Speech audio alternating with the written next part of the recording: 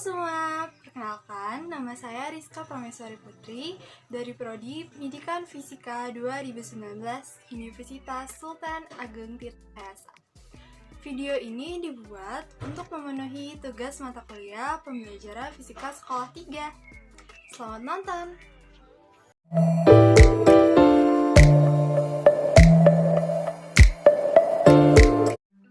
Selamat pagi semua.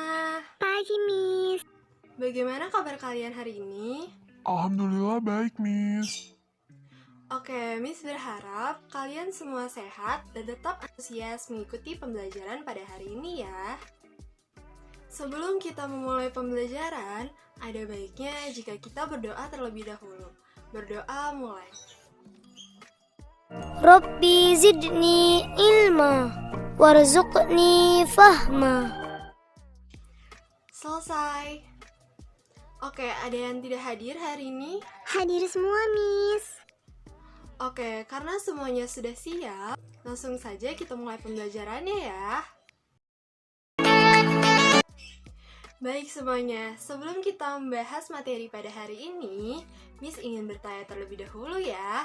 Pernahkah kalian merasa lemas, tidak bertenaga ketika belum makan? Pernah, Miss. Ada yang tahu kenapa itu bisa terjadi? Nah, jawabannya bisa kita temukan bersama di materi yang akan kita bahas kali ini, yaitu tentang sumber energi, yang dimulai dari konsep energi, sumber energi tak terbarukan, sumber energi terbarukan, serta keterbatasan sumber energi dan dampaknya bagi kehidupan. Namun, sebelum kita membahas semuanya nih, ada yang masih ingat apa itu energi? Pada kelas 10 sudah dibahas ya, bahwasanya untuk melakukan suatu usaha atau kerja diperlukan sejumlah energi. Atau bisa kita katakan, energi merupakan kemampuan untuk melakukan suatu perubahan berupa usaha atau kerja. Coba kita amati dari hal yang paling dekat dengan kita dulu ya, yaitu tubuh kita sendiri. Tubuh kita membutuhkan makanan sebagai sumber energi untuk melakukan aktivitas. Maka dari itu, saat kita tidak memperoleh asupan yang cukup, tubuh kita akan merasa lemas. Hal ini menandakan bahwa tubuh kita tidak mempunyai energi yang cukup ya.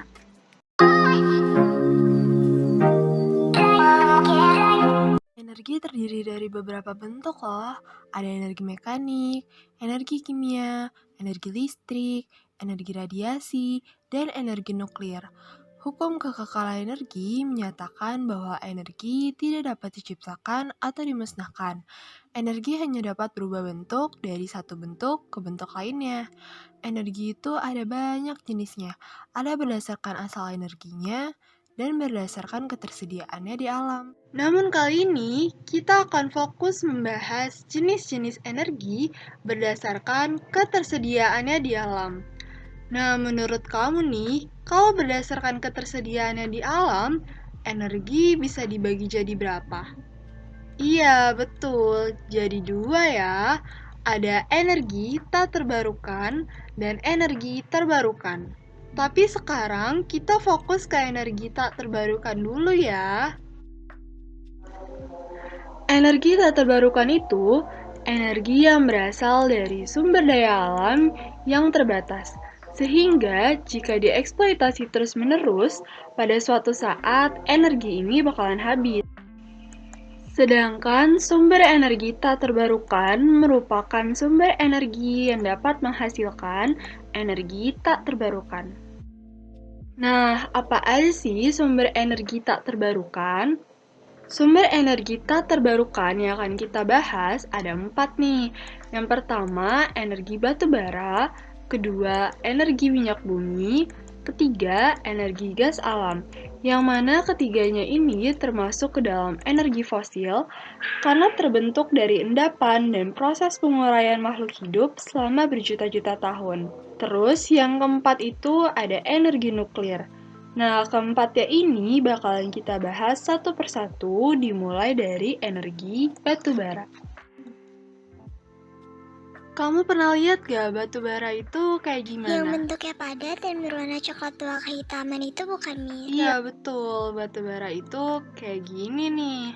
Tapi sebenarnya, kalian tahu gak sih batu bara itu apa? Batu bara itu padatan yang terbentuk dari endapan dan pembusukan tumbuhan selama berjuta-juta tahun. Unsur utama penyusun batu bara diantaranya ada karbon, hidrogen, dan oksigen, di mana ketiganya ini termasuk ke dalam senyawa hidrokarbon. Tapi nggak cuma 3 unsur ini aja ya, ada unsur lainnya juga, yaitu nitrogen dan sulfur. Semakin banyak kandungan karbon pada batu bara, maka akan semakin besar pula energi panas yang dilepaskan saat batu bara ini dibakar. Pada kondisi normal, tumbuhan yang mati akan terurai dan hancur di dalam tanah. Namun, pada pembentukan batu bara ratusan juta tahun silam, hal ini tidak terjadi dikarenakan fenomena alam yang terjadi pada saat itu.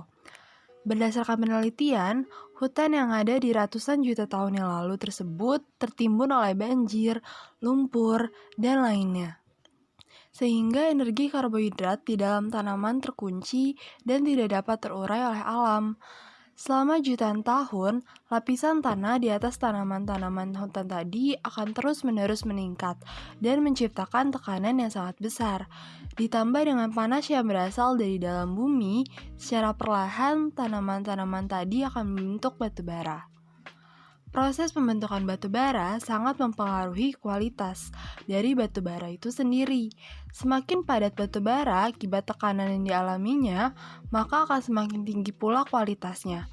Berdasarkan kualitasnya, batu bara dibagi menjadi beberapa jenis, antara lain lignit, yaitu batu bara yang paling rendah kualitasnya, subbituminous, yaitu batu bara sedang di antara lignit dan bituminous, bituminous, yaitu batu bara yang lebih tinggi kualitasnya, dan terakhir antrasit, yaitu batu bara yang paling baik kualitasnya, namun masih sangat terbatas kuantitasnya.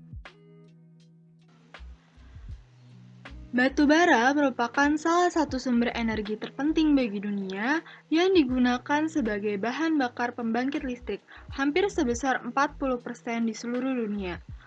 Batu bara telah memainkan peran yang sangat penting selama berabad-abad, tidak hanya membangkitkan listrik, namun juga merupakan bahan bakar utama bagi produksi baja, semen, pusat pengolahan alumina atau aluminium, pabrik kertas, industri kimia, serta farmasi.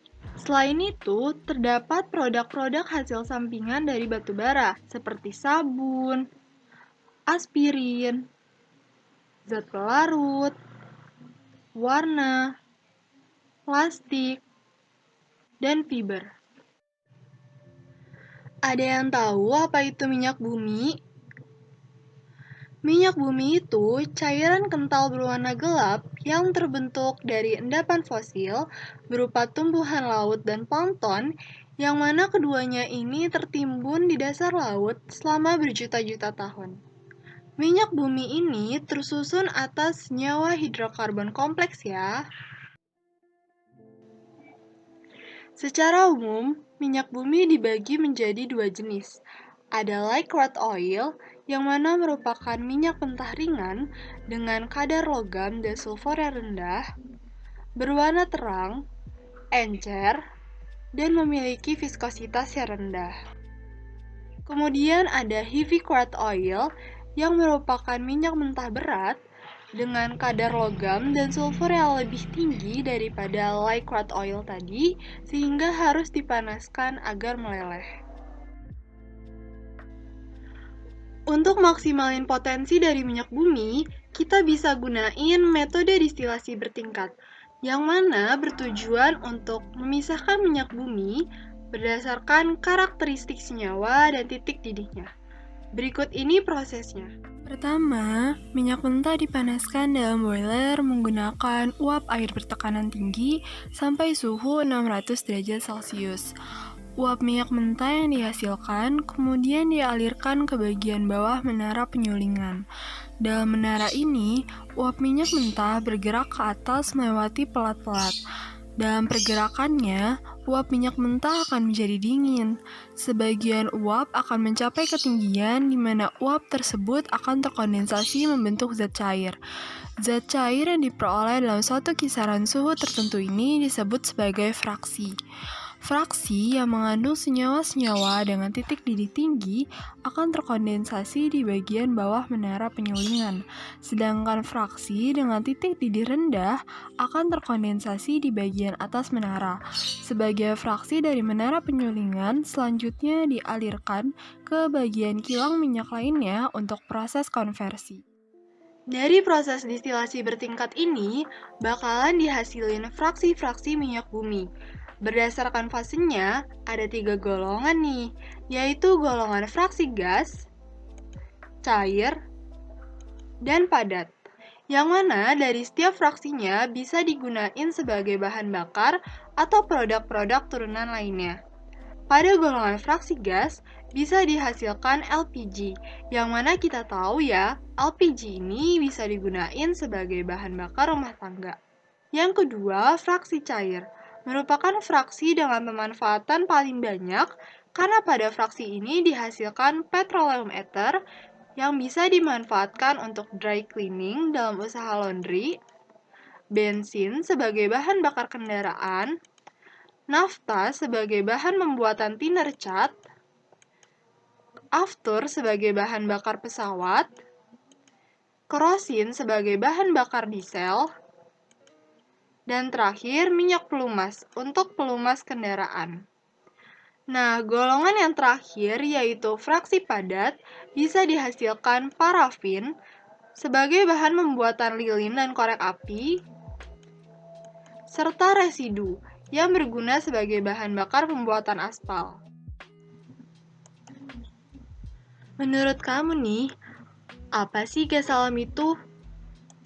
Apakah alam yang buang gas? Tentu tidak ya. Gas alam itu gas yang dihasilin dari proses penguraian jasad renik atau mikroorganisme selama berjuta-juta tahun. Selain itu, gas alam juga bisa dihasilin dalam golongan fraksi gas dari minyak bumi.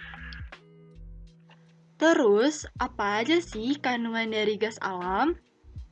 Iya, betul. Kandungan dari gas alam antara lain metana, etana, propana, dan butana. Sekarang kita bahas pemanfaatan gas alam. Gas alam dapat diolah menjadi LPG dan LNG, yang mana bisa digunakan sebagai bahan bakar industri, pembangkit listrik, bahan bakar rumah tangga, kendaraan bermotor, dan bahan baku pembuatan pupuk. Menurut kamu nih, apa sih energi nuklir itu? Energi nuklir itu energi yang dihasilin dari reaksi antar partikel di dalam inti atom. Energi nuklir dapat dimanfaatkan di banyak bidang. Di bidang kesehatan, sebagai alat diagnosa dan terapi radiasi. Di bidang pertanian, membantu mutasi dan rekayasa genetik pada tumbuhan. Di bidang industri, membantu eksplorasi minyak dan gas, serta membantu proses pengontrolan dalam industri. Dan terakhir, sebagai bahan bakar pembangkit listrik tenaga nuklir atau PLTN. Oke, tadi kita udah bahas pemanfaatan dari masing-masing energi tak terbarukan. Tapi ternyata nih, pemanfaatan energi-energi tadi punya dampak negatif loh bagi lingkungan. Kira-kira apa aja ya dampaknya? Dampak yang pertama, pembakaran batu bara yang terjadi di PLTU bisa meningkatkan polusi udara dan emisi gas rumah kaca, sehingga suhu bumi bisa meningkat. Itu berarti mengakibatkan terjadinya pemanasan global. Dampak yang kedua, pengeboran minyak bumi di suatu wilayah dapat mengganggu ekosistem di wilayah tersebut dan menyebabkan pencemaran air di sekitarnya. Dampak yang ketiga, Apabila terjadinya kebocoran pada gas, maka dapat menyebabkan terjadinya ledakan. Dampak selanjutnya pada pemanfaatan energi nuklir. Jika terjadi human error atau kesalahan akibat keteledoran manusia, ternyata bisa menyebabkan ledakan nuklir yang begitu dahsyat loh. Kemudian, radiasi nuklir juga dapat merusak jaringan kulit dan genetik pada seseorang yang terpapar radiasi nuklir. Oke, tadi kita sudah bahas energi tak terbarukan. Sekarang kita lanjut bahas energi terbarukan ya. Energi terbarukan itu energi yang berasal dari sumber daya alam yang dapat dengan cepat dipulihkan kembali secara alami. Dan jika energi tersebut dikelola dengan baik, maka prosesnya akan berkelanjutan. Sedangkan sumber energi terbarukan adalah sumber energi yang dapat menghasilkan energi terbarukan. Nah, apa aja sih sumber energi yang tergolong sebagai sumber energi terbarukan? Sumber energi terbarukan yang akan kita bahas ada 7 ya. Pertama, energi surya. Kedua, energi panas bumi. Ketiga, energi angin. Keempat, energi air. Kelima, energi biomasa. Keenam, energi gelombang air laut. Dan terakhir, energi pasang surut air laut. Nah, ketujuhnya ini bakalan kita bahas satu persatu dimulai dari energi surya. Apa ada yang tahu energi surya itu seperti apa? Energi dari matahari bukan, Miss? Iya, betul.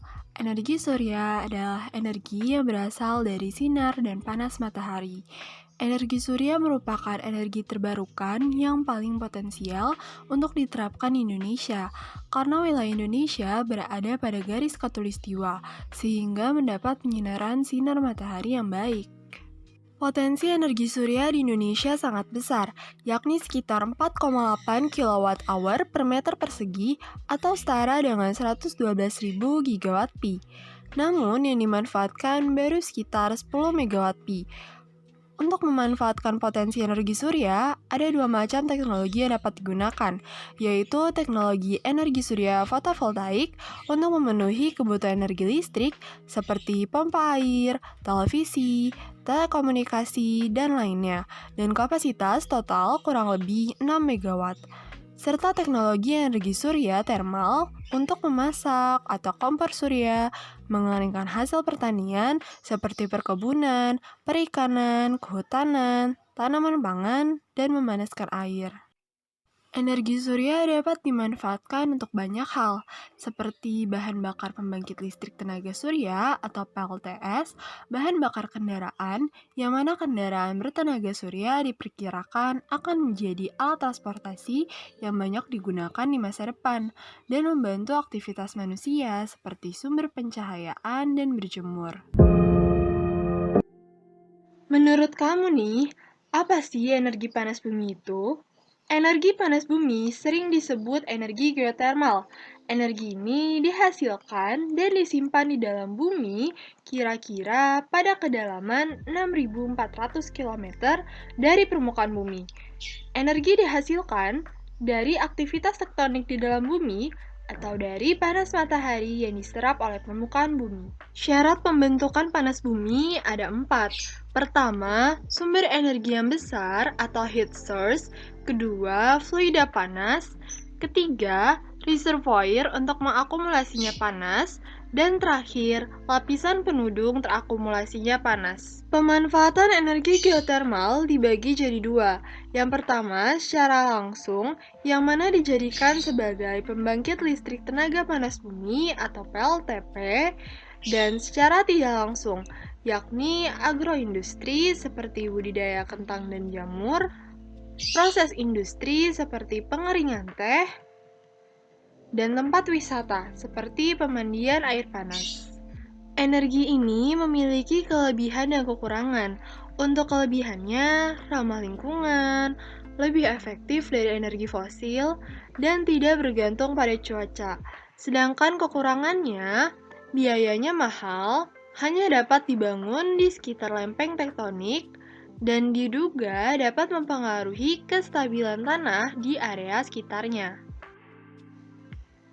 Udah pada tahu dong ya tentang energi angin? Energi angin adalah energi yang dihasilkan oleh angin yang berhembus di permukaan bumi. Energi ini dapat diubah jadi energi mekanik untuk menghasilkan usaha. Energi angin tidak menimbulkan polusi dan termasuk sumber energi yang dapat diperbarui, sehingga banyak negara membangun turbin angin sebagai sumber tenaga listrik tambahan, seperti Jerman, Chinese, dan Amerika Serikat. Energi angin dibagi menjadi dua jenis. Yang pertama ada angin global, yang mana udaranya berhembus terus-menerus di daratan dan lautan yang luas, seperti angin barat. Dan yang kedua ada angin lokal, yang mana udaranya berhembus di wilayah dan waktu tertentu saja. Contohnya seperti angin darat, angin laut. Energi angin dapat dimanfaatkan sebagai sumber energi listrik untuk pembangkit listrik tenaga angin atau PLTB, kemudian membantu terjadinya hujan dan membantu aktivitas makhluk hidup, seperti mendorong kapal layar, sarana olahraga para layang, dan penyerbukan tanaman. Udah nggak asing dong ya dengan energi yang satu ini? Iya, energi air. Air merupakan salah satu sumber energi yang murah dan mudah didapatkan di Indonesia, karena Indonesia termasuk negara maritim, yang mana area lautnya lebih luas daripada daratan, sebagai bagian dari wilayahnya. Air bisa dijadikan sebagai sumber energi dengan memanfaatkan energi potensial dan energi kinetik yang dimilikinya. Energi air biasanya didapat dari aliran sungai di bendung. Energi ini dikatakan ramah lingkungan karena tidak menyumbangkan polusi karbon ke atmosfer dan dikatakan lebih efektif karena tidak menimbulkan ketergantungan terhadap minyak bumi ataupun batu bara. Energi air banyak dimanfaatkan sebagai sumber energi listrik untuk PLTA atau pembangkit listrik tenaga air. Kemudian dipakai juga pada sektor pariwisata seperti waduk dan danau, serta dapat membantu aktivitas manusia seperti dalam proses irigasi. Meski demikian, energi ini juga dapat mengganggu keseimbangan ekosistem sungai ataupun danau, memakan biaya dan waktu yang lama untuk pembangunan PLTA, dan memiliki risiko kecelakaan, kerusakan bendungan yang lebih besar. Ada yang tahu biomasa itu kayak gimana? Iya, betul. Biomasa itu kayak gini nih. Energi biomasa adalah energi yang berasal dari sumber alami seperti hewan ataupun tumbuhan yang dapat diperbaharui, yang terdiri dari karbon, hidrogen, dan oksigen. Energi biomasa dapat dihasilkan dari limbah organik kering, fermentasi limbah basah, fermentasi tebu atau jagung, serta energi dari hutan. Energi biomasa berpotensi untuk meningkatkan efisiensi energi secara keseluruhan, menghemat biaya, dan mengurangi keperluan akan tempat penimbunan sampah. Untuk memaksimalkan potensinya, diperlukan teknologi konversi biomasa yang terdiri atas 3 macam. Yang pertama, ada pembakaran langsung yang merupakan teknologi paling sederhana, karena biomasa dapat langsung dibakar meski ada beberapa biomasa yang perlu dikeringkan terlebih dahulu dan diidentifikasi untuk kepraktisan penggunaan. Yang kedua, ada konversi termokimiawi yang memerlukan perlakuan termal untuk memicu reaksi kimia dalam menghasilkan bahan bakar. Dan yang terakhir, ada konversi biokimiawi yang menggunakan bahan mikroba dalam menghasilkan bahan bakar. Ada 3 tipe bahan bakar yang dihasilkan. Pertama, cairan yang berupa etanol, biodiesel, dan metanol. Kedua, ada gas yang berupa biogas dan syngas. Terakhir, ada padat yang berupa arang. Biomasa dapat dimanfaatkan untuk rumah kaca tanpa atap, limbah eliminator, pembuatan biogas, dan energi daur ulang. Namun, biomasa masih memiliki ketergantungan yang tinggi terhadap kayu dan memerlukan lahan yang luas untuk menanam tanaman. Udah pernah lihat dong ya ombak itu kayak gimana? Ada yang bisa menjelaskan apa itu ombak? Ombak adalah pergerakan naik turunnya air dengan arah tegak lurus permukaan air laut yang membentuk kurva sinusoidal yang biasanya diakibatkan tiupan angin. Gelombang air laut sendiri dapat terjadi akibat dorongan gerakan angin yang timbul karena perbedaan tekanan pada dua titik yang disebabkan pemanasan udara oleh matahari yang beda di kedua titik. Energi ini banyak dimanfaatkan sebagai sumber energi listrik untuk pembangkit listrik tenaga gelombang laut atau PTGL. Selain itu juga digunakan sebagai transportasi laut dan terakhir sistem pelampung. Meski demikian, energi ini tidak dapat menghasilkan energi listrik yang terlalu banyak karena hanya mampu bekerja dalam waktu 10 jam per hari. Ada yang pernah dengar energi pasang surut air laut? Iya, betul. Kayak gini nih bentuknya. Pasang surut merupakan salah satu gejala alam yang nyata di laut, yaitu naik turunnya air laut secara teratur dan berulang dari seluruh partikel massa air laut, dari permukaan sampai bagian terdalam dasar laut. Pasang surut memanfaatkan beda ketinggian pada waktu air laut pasang dan surut. Pada proses pasang, ombak masuk ke dalam muara sungai saat terjadi pasang naik air laut. Air akan ditampung ke dam sehingga saat air surut, air pada dam dapat dialirkan untuk memutar turbin. Energi pasang surut air laut dapat dimanfaatkan sebagai sumber energi listrik untuk pembangkit listrik tenaga pasang surut atau PLTPS. Kemudian, dapat juga digunakan sebagai mata pencaharian nelayan, water sport atau kegiatan olahraga di air misalnya seperti surfing, pembuatan garam, dan terakhir transportasi perairan. Energi pasang surut air laut memiliki kelebihan dan juga kekurangan. Untuk kelebihannya sendiri, tidak membutuhkan bahan bakar, biaya operasional yang murah, tidak menghasilkan emisi gas rumah kaca, produksi listrik yang stabil, dan pasang surut air laut dapat diprediksi. Sedangkan untuk kekurangannya sendiri, tidak dapat diakses di semua lokasi, hanya menghasilkan listrik selama pasang surut, dan dapat mengubah ekosistem air. Karena macam-macam sumber energi terbarukan sudah kita bahas, sekarang kita akan bahas dampak penggunaannya. Yang pertama, ada dampak sosial, di mana penggunaan energi terbarukan dapat memberi manfaat sosial seperti peningkatan lingkungan hidup yang lebih sehat, kemajuan dalam hal teknologi, dan peluang untuk bekerja. Yang kedua, ada dampak ekonomi. Dari proyek pembangunan energi terbarukan, bisa meningkatkan lapangan pekerjaan, menguntungkan supplier material, dan menghidupkan perekonomian secara bersamaan. Dan yang terakhir, yaitu dampak lingkungan, di mana dari penggunaan energi terbarukan yang cenderung ramah lingkungan tentunya dapat mengurangi polusi emisi gas rumah kaca. Oke, sekarang kita akan bahas keterbatasan sumber energi dan dampaknya bagi kehidupan. Ada yang tahu nggak sumber energi terbatas tuh maksudnya gimana? Iya, betul. Sumber energi terbatas merupakan sumber daya energi yang jumlahnya terbatas, atau biasa disebut sumber energi tak terbarukan.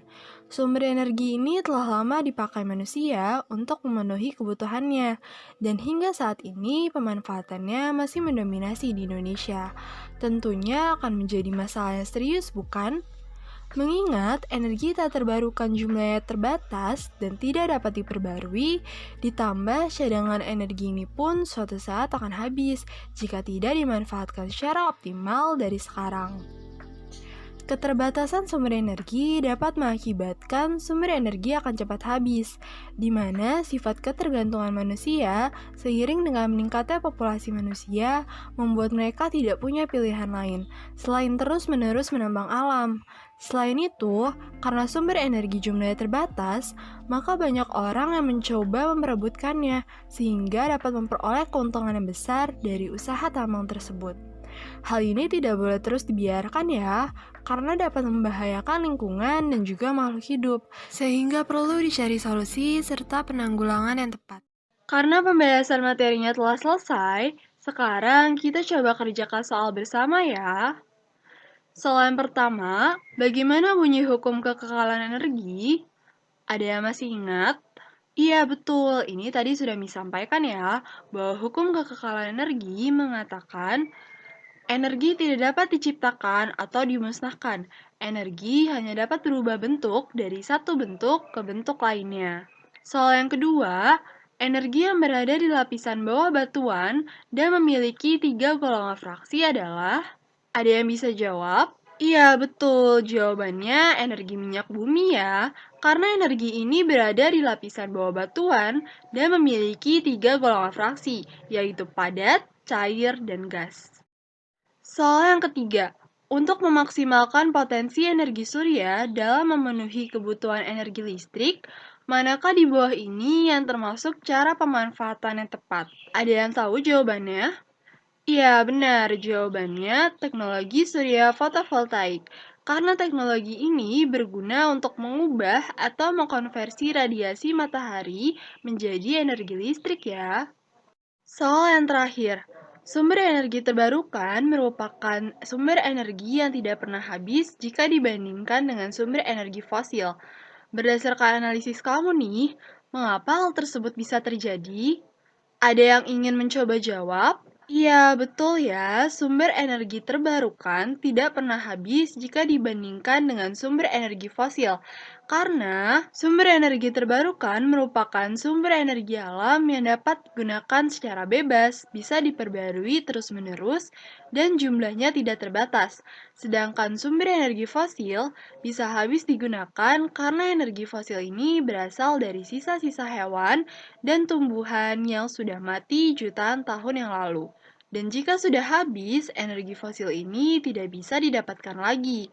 Fosil membutuhkan waktu jutaan tahun untuk bisa dimanfaatkan menjadi energi. Oke, baik semuanya. Setelah kita membahas materi pada hari ini, kita dapat mengetahui tentang konsep energi, sumber energi tak terbarukan, serta keterbatasan sumber energi dan dampaknya bagi kehidupan.